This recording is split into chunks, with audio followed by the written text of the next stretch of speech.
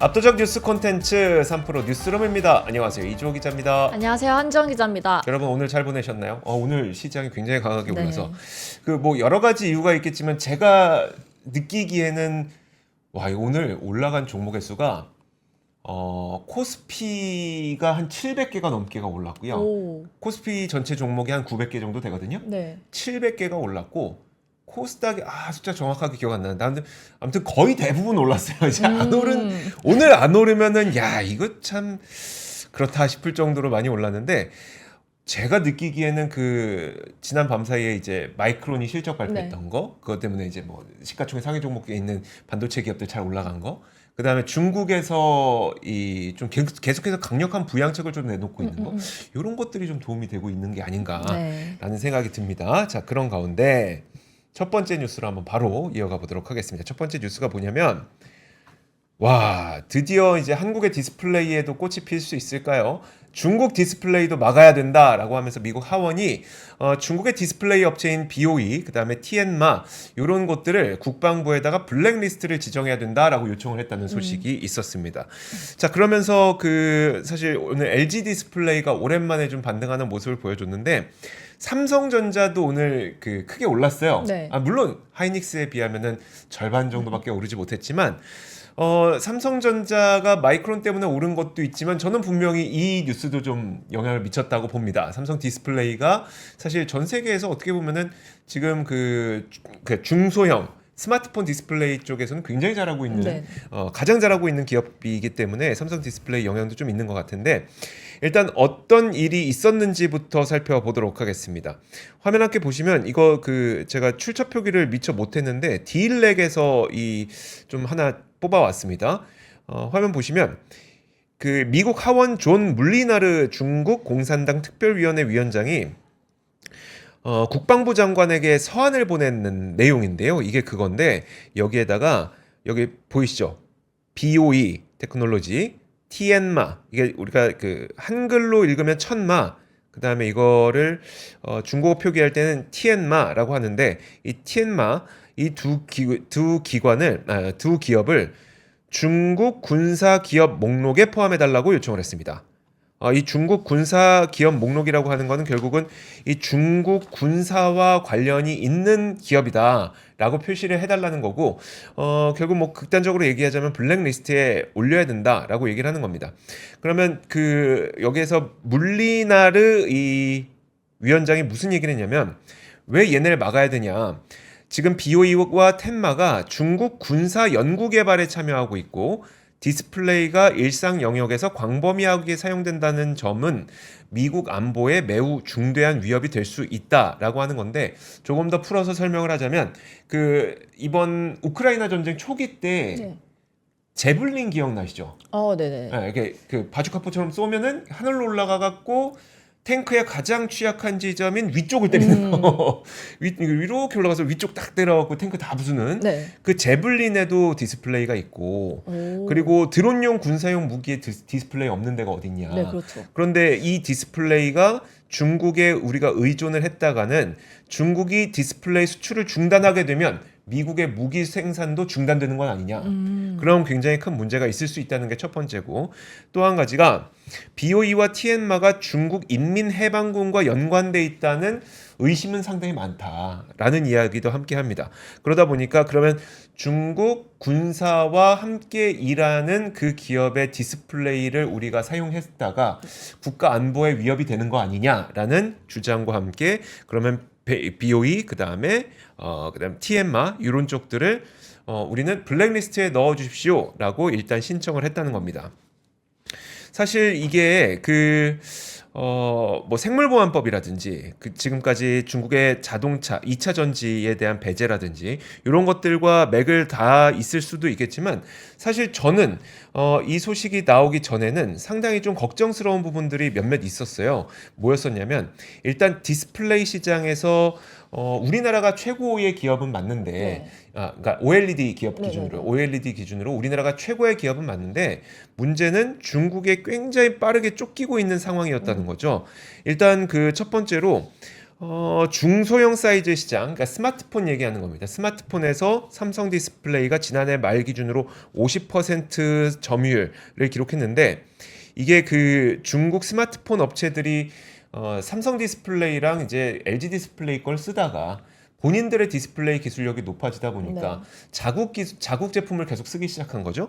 그래서 삼성 디스플레이 시장 점유율이 올 상반기에 44%로 떨어졌고 그 뒤를 이어서 BOE가 16%, 그리고 비전옥스가 11%, TM마가 9% 이렇게 우리나라 시장 점유율이 계속 그 줄어들고 있는 상황이었고요. 지금은 이거는 이제 스마트폰용. 네네. 그다음에 우리가 IT용이라고 해서 태블릿과 노트북에 들어가는 IT용 조금 큰 거 15인치 이 정도 되는 거. 그 OLED에서도 중국의 국산화 점유율이 50%를 넘어서고 있다는 뉴스들도 지속해서 나오고 있었습니다. 근데 그게 그럴 수밖에 없는 것이 우리나라에서 만드는 이 OLED 디스플레이의 가격은 대략 $80에서 $100 정도라고 한다면 모바일용 기준으로 네. 중국에서 만드는 것들은 한 $30에서 $40 정도니까 거의 절반 이하가 되는 3분의 1 정도밖에 안 되는 가격이라는 거죠. 혹시 엄청 저렴하긴 하네요. 그러니까 이 정도 가격이 저렴한 거라면 사실 중국 기업이 아니라고 하더라도 물론 지금 제조기업이 몇 안 남아 있기 때문에 미국 아니면 중국이고 한국인데 네네. 중국이 아니라고 하더라도 이 정도 가격 메리트라면 중국의 디스플레이를 사고 싶어 할 만한 요인이 굉장히 큰 그 정도의 가격 경쟁력을 갖고 있는 거다 보니까 이게 만약에 그 이런 어떤 제재 조치 안보에 의한 제재 조치가 없다면 사실 우리나라의 경쟁력은 계속 밀릴 수도 있는 그런 상황이었기 때문에 그게 좀 걱정이 됐었고 또 한 가지가 지난 8월 중국에서의 외국 스마트폰 판매량이 어제 그 로이터 통신을 통해서 보도가 나왔거든요. 네. 8월에 그러니까 중국에서 파는 중국 스마트폰이 있을 거고 외국 스마트폰이 있을 건데 거기 외국 스마트폰은 대부분 그냥 애플이겠죠. 대부분 애플일 텐데 이 외국 스마트폰 판매량이 작년보다 12.7% 감소했다는 겁니다. 중국산 휴대폰도 감소했느냐? 아니죠. 중국산 휴대폰은 오히려 26% 증가했다는 겁니다. 제가 말 잘못했는데 전체 휴대폰 증가율은 26%인데 그 중에서 외국산 스마트폰은 12%나 감소했다는 겁니다. 그러면 사실 그 중국에서 판매하고 있는 그 외국산을 제외한 스마트폰은 대부분 중국 OLED를 사용하고 있을 거고. 네, 그렇죠. 그리고 심지어 그 애플의 휴대폰 판매마저 중국에선 감소하고 있는데 우리나라에서 디스플레이로 가장 많이 공급하고 있는 쪽이 아무래도 애플일 수밖에 없고 그러면 우리나라 디스플레이는 아무리 좋은 기술력을 갖고 있다고 하더라도 OLED 매출이 줄어드는 건 아니고 상당히 타격을 받을 수가 있다는 거잖아요. 이런 상태였기 때문에 우리나라 OLED 기술력 세계 최고인 거 누구나 다 알고 있습니다. 그리고 중국보다도 훨씬 기술력 좋은 것도 알고 있고 그런데 여기서 만약에 이런 그 어떤 미국의 조치가 존재하지 않는 한 우리는 상당히 경쟁력에서 쉽게 중국에서 따라잡힐 수 있는 그런 위험성이 있었는데 저는 다행히 이런 것들이 나왔기 때문에 큰 뭐 좀 도움이 된다고 생각이 들고요. 그리고 한 가지만 더 있는 게 사실 이게 확실하게 나오진 않았어요. 뭐냐면 아이폰 16의 BOE가 들어갔느냐 안 들어갔느냐가 아직 확실하게 안 나왔거든요. 근데 우리가 모델이 아이폰 16이 있고 아이폰 16 플러스가 있고 아이폰 16 프로가 있고 아이폰 16 프로 맥스가 있잖아요. 16에 들어간 것 같다는 이야기가 요즘 계속 나오고 있거든요. 만약에 그렇게 되면은 사실 아이폰 16에 들어갔던 BOE OLED 패널이 들어갔을 수도 있다는 추정이 요즘에 좀 나오고 있는데 이런 것들이 계속 진행이 되다 보면은 결국 여기에서 이제 한국의 삼성 디스플레이 그다음에 LG 디스플레이의 물량이 조금 더 늘어나게 될 거니까 사실 요거는 좀 장기적으로 보자면 우리에게는 좀 도움이 될 수 있는 소식인 것 같다. 최근에 샤오미인가 하웨이 스마트폰도 굉장히 좀 인기가 많아가지고 트리플 폴드 폰. 네. 그것도 지금 엄청 애플보다 많이 산다 이런 말도 있고 그래가지고 좀 타격이 확실히 있을 것 같긴 하네요. 지금 주식과 가치 인생님께서 말씀하신 것처럼 BOE가 들어갔을 걸, 그러니까 BOE가 모델 하나에는 들어갔을 것으로 누구나 다 생각은 하고 있었는데 그 모델이 뭐였었냐면 아이폰 SE 모델 정도로 약간 보급형 모델 있잖아요.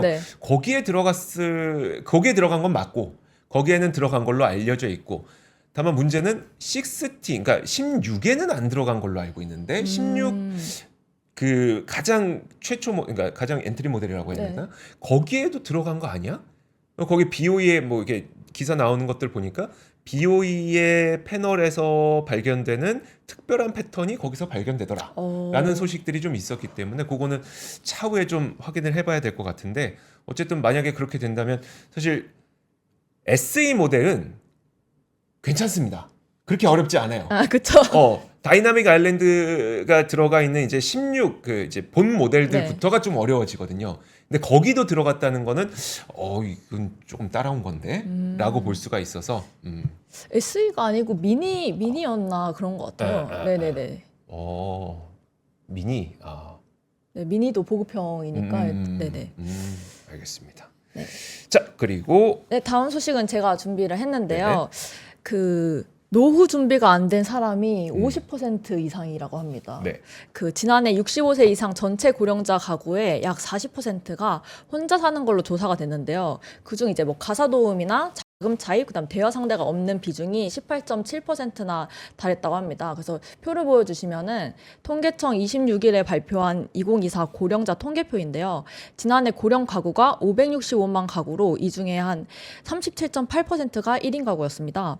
근데 이제 고령자 1인 가구 비중이 2015년 이후로 이제 계속 증가하는 게 표를 통해서 이제 보실 수 있는데요.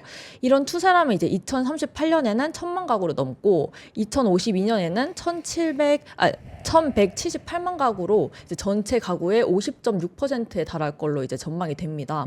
그래서 이제 지난해 10월 기준에서는 이제 혼자 사는 고령자 중 취업자가 66만 5천 명으로 이제 전년 동월 대비 한 8,100명 정도, 1,000명 정도, 8만 1,000명 정도 증가했다고 하는데요. 이 취업 비중이 32.8%로 이제 2.2% 포인트 상승했다고 합니다. 근데 이게 연령대 취업별을 보면은 65세부터 80세까지 모두 취업 비중이 상승 추세인 거를 보실 수가 있어요. 65세부터 80세까지?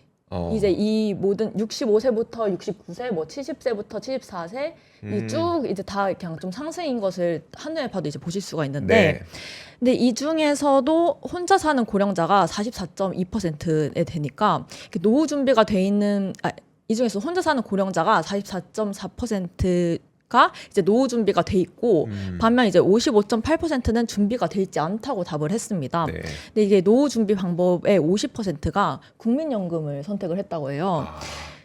그리고 그 뒤에 순서가 뭐 예금 저축이나 이제 보험, 그다음에 부동산 운용 등이 이제 좀 순이었는데 이렇게 고령화 사회가 좀 심각해지고 있는 상황에서 좀 앞으로 한 6년 뒤면은 그 생산 가능 연령 인구 2명이 노인이나 유아를 1명 부양해야 되는 사회가 온다. 이런 통계가 나오고 있는데요. 34년 후에는 이제 생산 가능 연령 인구 1명이 노인이나 유아를 1명 부양을 해야 한다고 합니다. 지금인가요? 아니요. 이제 당장 6년 뒤에는 6년 뒤에는 이제 2명. 그리고 이제 2034년 후에는 이제 1명. 그래서 이게 통계가 딱 나왔다고 하고요. 그래서 이제 오늘 통계청에서 이렇게 앞서 말씀드린 이제 고령화 통계랑 함께 그 인구 변화가 가져올 미래 사회 모습도 보고서가 같이 공개가 됐거든요. 근데 사진을 보면은 그 2024년 한국의 총 인구가 5,100만 명인데 지금 2030년에는 한 75만 명 정도 감소를 한다 하고요. 그리고 2072년에는 3,600만 명으로 현재보다 한 1,500만 명 줄어들 걸로 전망이 됐습니다. 그러니까 이제 너무 감소가 이제 갑자기 확 되는 거잖아요. 이러면서 이제 한국의 인구 성장률이 2025년 이래로 향후 10년간 한 연평균 0.16% 감소를 하다가 2072년에는 인구 감소율이 한 1.31% 된다. 근데 이게 2072년 출생아 수로는 한 16만 명, 그다음 사망자가 69만 명 정도 되니까 이제 사망자랑 출생자가 한 4배 정도 해서 이제 인구 붕괴가 이제 일어난다는 거죠.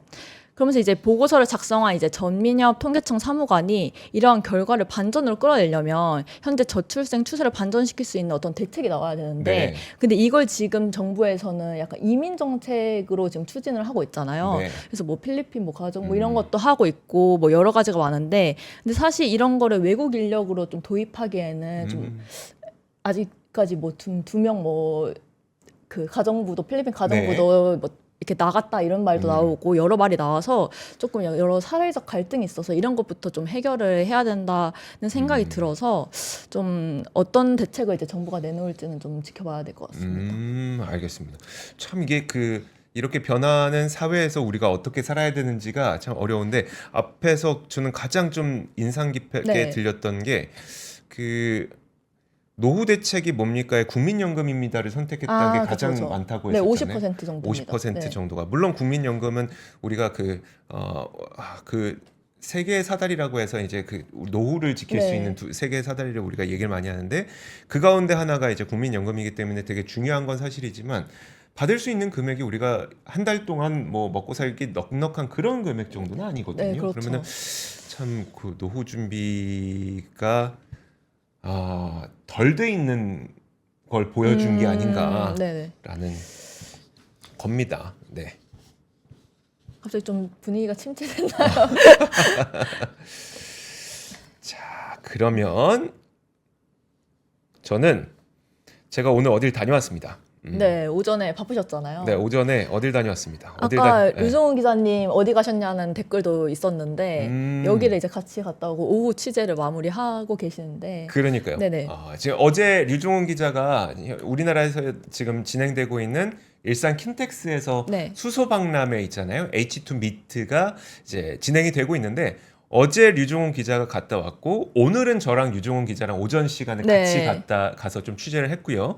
그다음에 오후에는 저희 권순희 취재팀장이 또 거기 갔습니다. 네. 그래서 저랑 바톤 터치를 하고 이제 저는 와서 뉴스 해야 되니까 권순희 취재팀장까지 가서 이제 H2 미트를 취재를 하고 있는 상태인데 어제 류종훈 기자가 가장 중요했던 여러 가지 사안들에 대해서는 대부분 얘기를 해줬었어요. 네. 그래서 수소 생태계를 어떻게 만들어갈 것인지에 대한 현대차의 그림, 그다음에 고려 아연의 그림 이런 것들은 다 얘기를 해줬으니까 저는 굵직한 건 어제 유종훈 기자가 얘기해줬으니까 그거 말고 참 재미있는 포인트들이 몇 가지가 있어서 그걸 한번 네, 좀 궁금합니다. 여러분들과 한번 보도록 하겠습니다. 여러분들 혹시 수소라고 하면은 딱 생각나는 게 아마 수소 연료 전지가 생각이 날 거예요. 네. 근데 사실 수소 연료 전지와 수소 엔진은 함께 개발이 되고 있었어요, 원래. 그러다가 이제 수소 연료 전지가 훨씬 더 우리가 이제 개발이 좀 많이 된 상태였었는데 오늘 갔을 때 딱 눈에 띄는 기업이 있었습니다.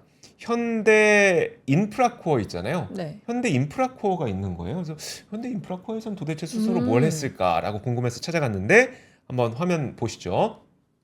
자, 이게 수소 연료 엔진입니다. 그러니까 이거는 우리가 보통 수소 연료 전지라고 하면은 수소를 넣어서 그게 발전을 해갖고 전기를 만들어내는 게 수소 연료 전지고, 이건 수소 엔진이라고 해서 이건 수소를 그냥 태우는 겁니다. 기름 태우듯이 혹은 가스 태우듯이 그냥 수소를 태워서 그 폭발력으로 힘을 내는 수소 엔진인데, 이게 되게 특이했던 게 뭐냐면 지금 요 검은색 부분이 있잖아요. 이게 좀 조명 때문에 잘 안 보일 수 있는데 이 검은색 부분이 있죠. 네네. 이 검은색은 기존에 우리가 천연가스 버스 있죠. 뭐 CNG 버스, 네. LPG 버스, LNG 버스 이런 거 있잖아요. 그 가스 버스가 쓰고 있는 엔진과 구조가 똑같습니다. 그리고 이 위에 있는 파란색 부분이 있죠. 네. 이것만 좀 달라요. 그러면 이게 뭘 뜻하는 거냐면 기존에 쓰고 있는 CNG 버스, LPG 버스, LNG 버스 이 버스의 엔진에서 이런 부분들만 살짝 개조해서도 수소로 쓸 수 있다. 그런 것들을 보여줬습니다, 오늘. 특이하지 않나요? 저 사실 문과생이어서 잘 이해가 안 되는데. 참. 아니, 우리가 수소 그러면 엔진으로 네. 이제 교체를 해야 됩니다. 네네네. 그러면 자동차 새로 만들고 뭐 예를 들어 뭐 선박을 만들 수도 있고 뭐 다양한 건 만들 수 있겠죠. 그러니까 만들어서 거기다가 이제 엔진도 새로 넣어서 새롭게 완전히 다 만들면 네. 사실 그건 가격이 되게 비싸게 될 겁니다. 아, 가격이 그렇죠. 너무 비싸면 사실 이거는 우리가 전기차 때도 경험을 해봤잖아요. 네. 처음에야 뭐 얼리 어댑터들 뭐 신나니까 재밌으니까 비싸도 사겠지만 이런 거 상용차잖아요. 상용차. 네. 상용차를 누가 재밌자고 삽니까? 요거는 가격이 안 맞으면 아예 수요가 없습니다. 네. 생기지 않기 때문에 이런 것들은 그 효율이 굉장히 중요해지는데, 그럼 새로 아예 만드는 것도 좋지만 기존에 있는 것들에서 살짝 교체를 해서 개조를 해서 먼저 사용해 볼 수 있는 그런 것들도 가능하다는 거는 굉장히 그 수소 사회로 가는 데에 좀 교과가 될 수 있지 않을까라는 생각이 들고, 그리고 또 한 가지가 뭐가 있었냐면 되게 재밌었던 게, 이게 요런 수소 엔진을 사용한 네. 그 트럭이 이제 상용차에 들어가야 되잖아요. 네네. 그러면 그 트럭의 상용차가 수소 연료전지를 넣었을 때는 가격이 한 7억 원 정도 됩니다. 7억 원이요? 네. 엄청 비싸긴 하네. 근데 그 트럭 운전하시는 분들이 보통 그 자신의 트럭을 네. 구매할 때 대략 2억 원에서 3억 원짜리를 사요. 어. 그러면 사실 7억 원짜리를, 야, 이거 친환경이니까 여러분 그 좀 운송하실 때 이거 쓰셔야 됩니다. 누가 쓰겠습니까? 그럼 거의 10억인데. 아니죠. 3억 원짜리를 사야 되는데 가격이 7억이니까 한 4억 정도 비싼 거죠. 4억에서 5억 정도 비싼 건데, 네네네. 그걸 누가 이제 뭐 억지로 그렇죠. 이렇게 목에 칼들이 밀고 쓰지 않는 이상 살려고 하지 않겠죠. 그러다 보니까 대략 그런 그 자동차의 보조금이 구매자가 2억 원 수준에 살 수 있을 만큼 책정이 됩니다. 그럼 보조금이 한 5억 나온다는 거죠. 보조금이 이렇게 많이 나온다고? 오. 그 정도 나온다는 거예요. 어. 근데 이거는 사실 가격이 수소 연료전지 스택을 사용한 트럭보다는 네. 대략 한 반값 정도 된다고 합니다. 반값 정도 되면은 사실 그 정부 입장에서도 똑같은 예산을 배정을 했을 거잖아요. 수소와 관련된 이제 그 트럭에다 우리가 얼마를 보조금을 네. 줄 것이며 이런 걸 책정을 할 텐데, 그러면 야 7억짜리에 5억 원을 주면은 한 대밖에 못 하는데 얘는 한 4억짜리니까 2억만 줘도 되네. 그러면 수소 연료전지도 해야 되니까 그것도 하는 주는데, 나머지 수소연료전지 트럭에다가 한 5억 줄 거를 요거 한 2대, 3대 주면 되지 않아? 네네. 라는 식으로 예산 효율성이 좀 높아질 수 있다는 거죠. 어. 이런 포인트들도 굉장히 재밌는 그런 포인트였습니다. 지금 이 엔진의 경우에는 이미 개발은 성공을 했고 지금 그 시험을 하고 있는 단계인데, 내년 하반기쯤에는 양산까지도 목표를 하고 있다고 합니다. 다만 내년 하반기에 실제 양산을 할 수 있는지 없는지 여부는 보조금에 달려 있다. 보조금을 그만큼 줄 수 있는지 없는지 여부에 달려 있다. 그래서 그 변수는 있지만 어쨌든 개발은 완료됐다는 게 되게 특이했고, 이번에 또 가니까 코롱이 있었어요. 코롱. 그러니까요. 코어롱 있는 게 좀 신기하더라고요. 근데 알만한 분들은 다 알겠지만 코롱에서는 수소 연료통, 네. 연료통을 만들고 있는데, 이것도 사진 한번 보면서 얘기하시죠. 저는 그 수소 연료통을 만드는 거가 그렇게 신기하지는 않은데, 제일 신기했던 거는 이게 실로 감쌌어요. 수소 연료통이 이렇게 왜 이렇게 실로 감싸져 있지? 이게 마치 우리 그 실타래 같이. 네. 똑같이 실타래 같이. 와, 이 175리터짜리가 이제 상용차에 들어가는 거, 54리터짜리가 이제 넥소 같은 승용차에 들어가는 건데, 이게 보니까 이 카본 파이버에다가 에폭시를 적셔서 이제 이렇게 만들었다고 해서 튼튼하대요. 이게 되게 튼튼한데, 이렇게 실 같은 섬유 재질로 하다 보니까 굉장히 일단 가볍고, 당연히 저는 금속이 더 그러니까 금속이 더 무거울 테니까 섬유가 가볍겠지라고 생각했는데, 그리고 이 섬유 재질로 했을 때 좋은 점이 뭐냐면, 이 동일한 크기의 금속 재질로 했을 때보다 더 많이 수소가 들어간다고 합니다. 그러면 통이 가볍지, 더 많이 들어가지, 효율이 높다. 와, 이런 것도 있었고요. 그래서 근데 사실 우리가 코오롱이라고 하면 코오롱이 왜 코오롱이야?라고 물어보면 코리아 나일론이 이름의 기원이잖아요. 네네. 역시 나일론은 코리아. 그래서 이 섬유 재질로 잘 만들었다라는 생각이 들었고요. 근데 이게 만든 지가 오래됐나요? 왜요? 그런 댓글이 만든 지가 오래되지 않았나요? 이거 작년에도 나왔던 거긴 해요. 작년에도 나왔던 건데, 사실 그것도 되게 큰 포인트긴 합니다. 제가 오늘 그 여러 군데의 이제 부스를 방문하면서 느낀 점은 뭐냐면, 네. 다 하나같이 하는 말이 기술력 이만큼 준비가 됐고요. 저희 이만큼 발전했고요.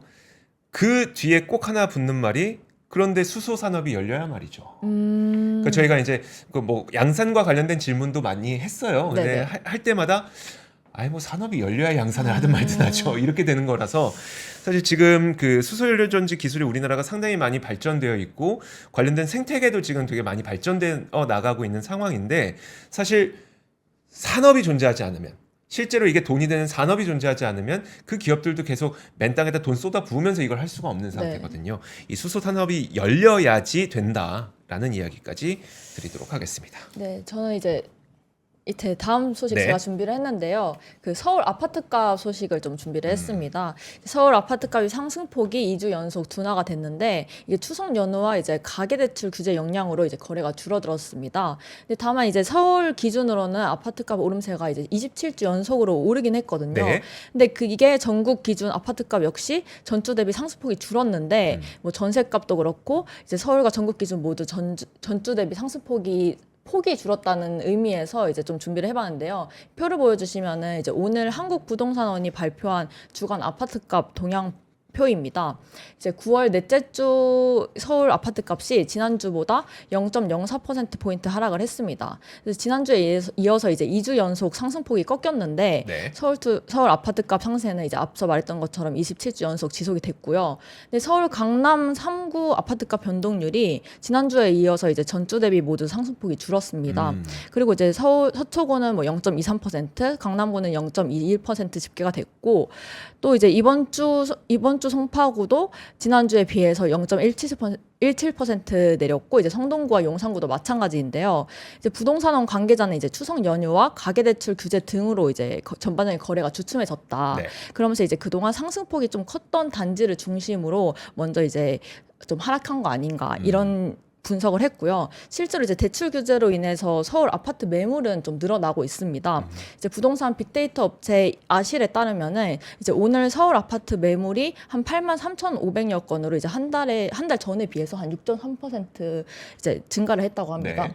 근데 이제 이번 달 아파트 거래량도 급감을 했는데 9월 서울 아파트 매매 건수가 이제 1,995건에 불과하고요. 그리고 이제 아직 거래 신고 기간이 이제 한 달 가량 남아서 네. 7월과 이제 8월에 비해서는 절반도 안 될 거라는 이런 그 분석이 나오고 있습니다. 근데 이제 수도권은 0.09% 상승을 했는데 방금 전국 표를 이제 보여주시면은 네. 인천이랑 경기도 모두 상승폭이 줄어들었거든요. 근데 이제 경기에서는 하남, 과천, 그다음 성남, 수정구, 그다음 성남 분당구가 이제 상승폭이 컸고요. 전국은 이제 아파트 가격이 0.04% 상승해서 전주 대비 이제 상승폭이 좀 낮아졌습니다. 근데 이제 부동산원 관계자는 이제 정주 여건이 좀 양호한 단지 좀 중심으로 네. 이제 거래 가격이 상승이 이제 좀 지속되겠지만 이제 일부 단지에 이제 가격 상승 이제 피로감이 좀 계속 나타나고 있잖아요. 그러면서 이제 주춤해지면서 서울 전체 상승폭이 축소됐다 뭐 이렇게 말을 하기도 했고요. 사실 저희가 저번 주 금요일 날 이거를 말을 하긴 이 기사를 좀 전해드리긴 했어요. 네. 그때는 이제 막 꺾였다 이런 뉴스였는데 이제 2주 연속 이렇게 좀 축소를 하다 보니까 좀 이제는 완전히 좀 돌아선 게 아닌가라는 분석이 나오고 있어서 네, 좀 준비를 해봤습니다. 확실히 뭐 9월은 그 DSR 규제가 강력해지는 첫 달이기도 네네네. 하고 그래서 분명 영향이 있을 거고 그 다음에 그 굉장히 또 금융 당국의 그 감시 그리고 또 이렇게 쪼이기 굉장히 심했던 그런 시기라 그렇죠. 좀 확실히 좀 효과가 있는 것처럼 보이긴 합니다. 네. 한번 좀 지켜봐야 되겠네요. 네, 그렇죠. 자 그리고 거의 마지막 뉴스가 될 것 같은데 저희 음. 시간 네. 알겠습니다. 저 짧게 단신으로 좀 드리도록 할게요. 뭔가 되게 흥미로운 기사가 나왔는데 에너지경제신문에서 단독 기사를 냈는데요. 이게 되게 재밌습니다. 아시아나 항공의 정비사들이 ASML 코리아로 옮겼더라. 다들 옮겼더라. 되게 많이 네, 옮겼더라는 거예요. 저도 그 기사 봤습니다. 아 보셨죠, 네, 보셨죠. 그 거의 한 30여 명의 엔지니어가 대거 옮겨갔다. 그래서 아니 그 항공기 정비를 하시던 분들이 되게 정밀한 반도체를 하는 데로 옮길 수가 있나 싶었는데 그 사연을 좀 보니까 지금 요즘에 나오는 항공기들은 대부분 굉장히 전자 장비를 많이 갖추고 있잖아요. 네. 그러다 보니까 이게 그 우리 EUV라고 부르는 이제 그 노광 장비 있죠. 네. 노광 장비를 다루는 것과 매우 80% 정도 매뉴얼이 비슷하더라. 정비하시는 분들은 여기 가서도 일할 수 있다더라. 라고 해서 굉장히 많은 분들이 옮겨갔다고 합니다.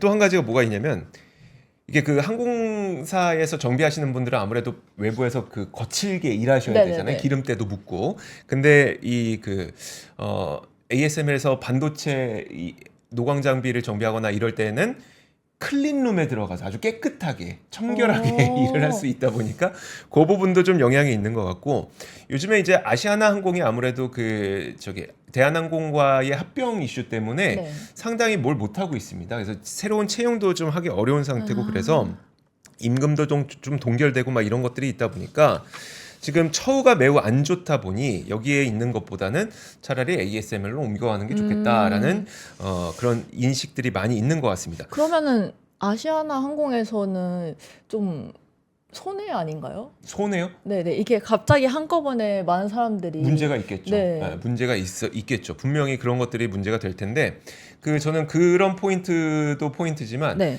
그 우리가 얼마 전에 그 조선업이 상당히 불황일 때 많은 용접공이라든지 전문 근로자 분들이 반도체 공장 짓는다면서, 그리고 뭐 그 배터리 공장 짓는다면서 다 서울로, 그러니까 경기 쪽으로 올라왔잖아요. 네. 그러면서 이제 조선업의 자체의 인력이 막 부족해지는 그런 상태가 됐었는데, 이제 항공기 정비사 인력도 반도체로 쏠려가나? 정말 반도체 세상이로구나라는 생각이 듭니다. 근데 이게 이런 현상이 앞으로도 계속 이어질 수밖에 없는 게, 결국 EUV를 어떤 그 할 때 필요한 인력들이기 때문에, 뭐 삼성전자나 SK 하이닉스나 그런 기업들이 EUV 장비를 도입하면 도입할수록 그 관련 인력들은 또 계속 더 많이 필요해질 거예요. 그래서 이런 그 반도체로의 좀 인력 쏠림 현상은 앞으로도 이어질 수 있을 것이다라고 하는 거고요. 자, 그리고 네. 네. 제가 그럼 저도 짧게 단신으로 준비를 했는데요. 그 현대차그룹과 소방청이 26일 전기차 화재 안전 대책을 위한 협력 체계를 구축을 한다고 합니다. 그래서 지하주차장 전기차 화재 사건이 조금 네. 이슈가 되면서 이제 무인 소방 로봇이 연내 공동으로 개발을 한다고 오늘 밝혔는데요. 제가 사진을 바로 보여주시면은 네, 이게 전기차 화재를 신속하게 진압하는 소방 장비 보급 이제 로봇입니다. 네. 근데 이게 사실 확실히 이제 이런 거를 뭐 소방관들이 진입하는 거나 약간 화염 때문에 뭐 진입을 잘 못하고 이러니까 이런 거에 대한 이제 안정성이나 이런 목소리가 커졌잖아요. 네. 필요성에 대한 목소리가. 그러면서 이제 현대차가 지난달 산업통상자원부를 통해서 이제 정부의 소방 장비 제공 의사를 밝힌 거고요. 그다음에 소방청도 정부의 이제 전기차 화재 안전 관리 대책에서 지하 주차장에서 발생하는 화재를 진압하는데 이런 무인 차량 개발을 포함을 시켰다 이렇게 발표를 했습니다. 그래서 이게 왼쪽에 보이는 게 이제 무인 차량 그 로봇인데 네. 현대 로템이 이제 군사용으로 개발한 다목적 무인 차량을 기본 플랫폼으로 한 겁니다. 그러면서 이제 방수포 장착이랑 열화상 카메라, 그다음 분무 기능 같은 여러 장치가 장착이 되고요. 그다음에 내열성을 강화한 이제 지하 주차장 화재 진압용 차량으로 이제 네. 개발이 됩니다. 그래서 앞서 이제 이게 좀 내년 상반기에 시제품을 한 대 이제 현장에 배치해서 한번 시험을 해보고, 그리고 내년 하반기부터는 이제 좀 지역에 해서 시험을 배치할 예정이라고 하고요. 그래서 이와 별도로 이제 다시 한번 보여주시면은 그 현대차가 탱크테크랑 공동 개발한 이제 관통형 방사장치, 그러니까 오른쪽 네. 사진이거든요. 이게 250대를 소방청에 기증을 한다고 합니다. 그래서 관통형 방사장치는 이제 전기차 하부 알루미늄 강판을 이제 천공해서 배터리팩에 직접 이제 소화수를 분사할 수 있는 장점이 있고요. 그래서 이제 신속한 화재 진압이 가능하다는 겁니다. 그래서 윤상기 소방청 장비기술국장이 이제 무인 소방 로봇이 이제 지하 주차장 화재 시에 뭐 화염으로 소방대원 진입이 곤란할 때 좀 투입돼서 이제 화재 진압하는 데 이제 핵심적인 역할을 할 거다라고 말을 하긴 했습니다. 그러니까 이 왼쪽에 있는 이거는 사람이 들어가기 어려운 곳에서 진압을 할 때 필요한 로봇인 거고, 네네. 이 오른쪽에 있는 거는 이거는 그 밑에 자동차 밑에 들어가서 배터리팩 밑에서 뻥 뚫은 다음에 그 속에 물 뿌려줘 갖고 그 불길 잡는 거, 그걸 말하는 거죠. 네.